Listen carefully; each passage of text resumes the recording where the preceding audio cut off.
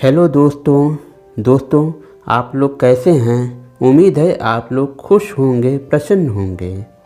दोस्तों, आज मैं आपको कैसे एक माता पिता अपने संतान के होते हुए भी अपने संतान के लिए तरसते हैं और उनका इंतज़ार करते हैं कि मैं एक कहानी सुनाऊंगा। हमारी कहानी कुछ ऐसी शुरू होती है।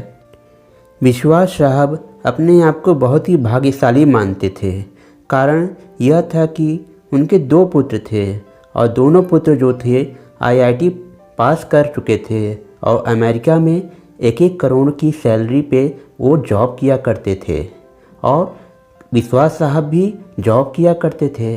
इसलिए उनके पास धन संपदा की कोई कमी नहीं थी और वो बड़े गर्व से कहते थे कि मेरे 2 बहुत अच्छे पुत्र हैं। और धीरे धीरे करके समय बीतता रहा।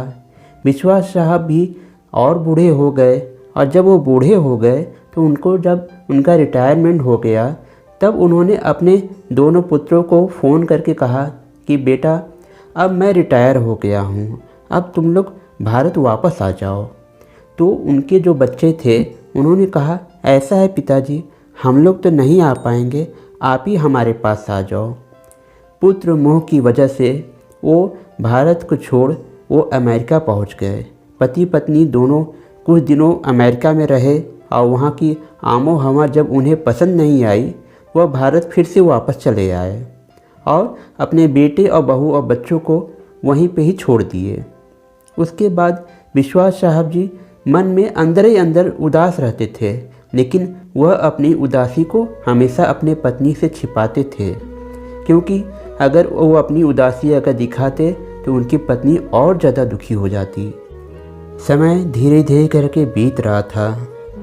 भाग्य को कुछ और ही मंजूर था। एक दिन क्या हुआ कि विश्वास जी की पत्नी को अचानक लकवा मार गया और लकवा कुछ ऐसा मारा कि उनके दोनों हाथ पैर खराब हो गए।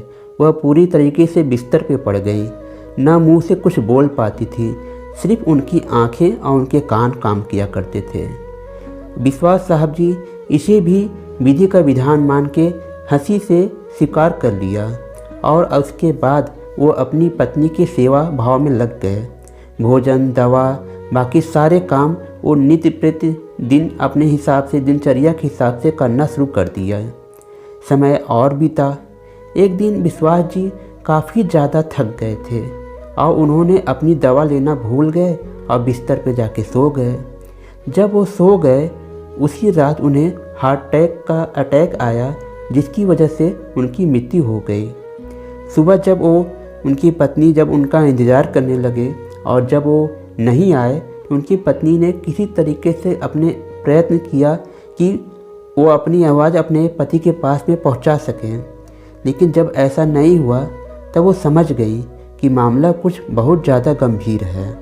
तब वो और ज़्यादा प्रयत्न करके अपने आप को किसी तरीके से बिस्तर से नीचे ले आई और बड़े मुश्किल से अपने पति के बिस्तर के पास में पहुंची।